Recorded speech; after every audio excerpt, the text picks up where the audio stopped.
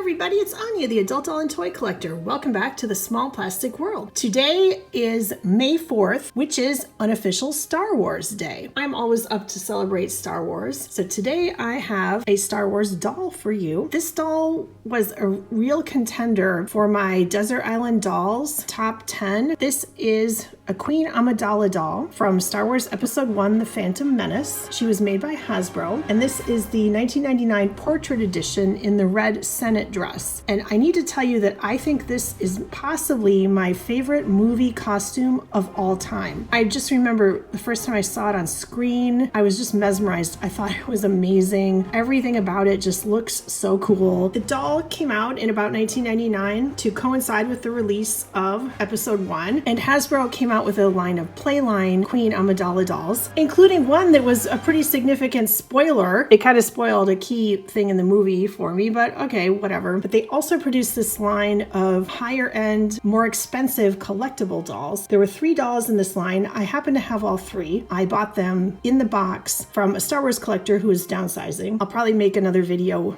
with the other 2 dolls someday. I kind of wish I'd kept the doll in the box. She was packaged beautifully. You could open the front flap of the box so you could really see the entire doll, but she was protected behind clear plastic. And on the inner flap, there were more photos of Queen Amidala. And then the back of the box had an open window so you could see the back of the outfit. So it was just a beautiful presentation. This doll is absolutely beautiful. She has a very pale skin tone because Queen Amidala wore quite a bit of makeup, and the doll has painted brown eyes and brown eyebrows. And then she's got the characteristic face makeup with the characteristic lip paint and the dots on her face. The doll does have rooted hair, but I suspect it's not rooted thickly all around the head like the first Barbies, where they're just kind of rooted around the head to make a ponytail. But if you take the ponytail down, the rest of the head is bald. It's not rooted. But that works because why would you ever remove the hair from this style? Plus, I'm pretty sure this hair here is just, it's very hard. So there must be like a plastic piece underneath, and then the hair is glued on the top of it. And I imagine it's all connected to this headpiece. It's burnished gold or bronze color, and it just goes on the front of the doll's head. There is a round piece on top of that, and then a piece in between the 2 parts of hair on either side. I assume these kind of bracelet things that are around the hair, they look like metal. They have a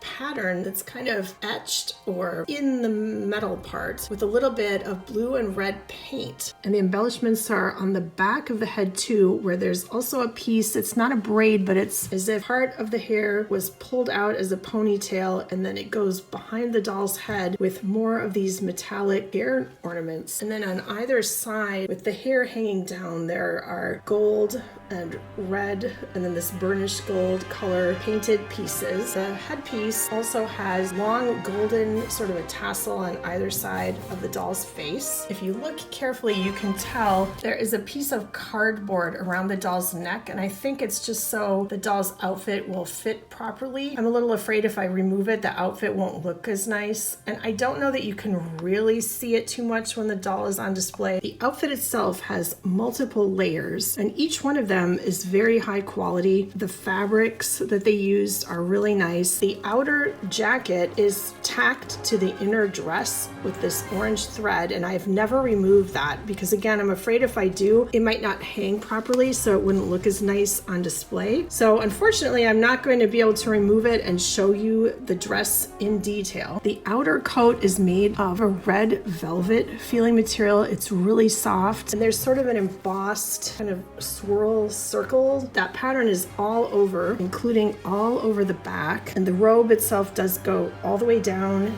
to the floor. And across the shoulders, they took red velvet material and sort of made it into almost ruffles. It's a really interesting texture around the collar, and then going all the way down the front of the robe, and also on the cuffs, there's an orange fabric that has a gold pattern. It feels like it's painted onto the gold fabric. Then at the bottom of the front of the robe, there's more of that ruffled velvet material. So it's the same as the material on the shoulders, with a gold braid around on either side. The dress that the doll is wearing underneath the robe is mostly orange. The front has a very small pleat as sort of an underskirt, and then the rest of it is just simple orange material. It's maybe not as high quality as you might think. It's that kind of inexpensive satiny material, but that's fine. It's a doll. There's a layer that has more pleats kind of coming down from the bodice, and there's also a material it's kind of orange, kind of gold, and it's got a silver pattern that's also printed or painted on it. And then there's an applique in a semi-diamond shape with scalloped edges made of gold thread, and then with some gold tassels hanging from it. The sleeves are also tacked down, but they also appear to be made out of that same material as the top of the dress with the silver print on it. And they have an interesting shape where they kind of taper over the wrist. Back of the dress, it's plain orange fabric, and it opens and closes with Velcro. And there's layer underneath the dress of a maroon netting. I have no idea what kind of footwear Natalie Portman was wearing with this costume in the movie itself, but they have chosen to put the doll with just some very simple maroon red shoes with a little bit of a heel. And the doll is actually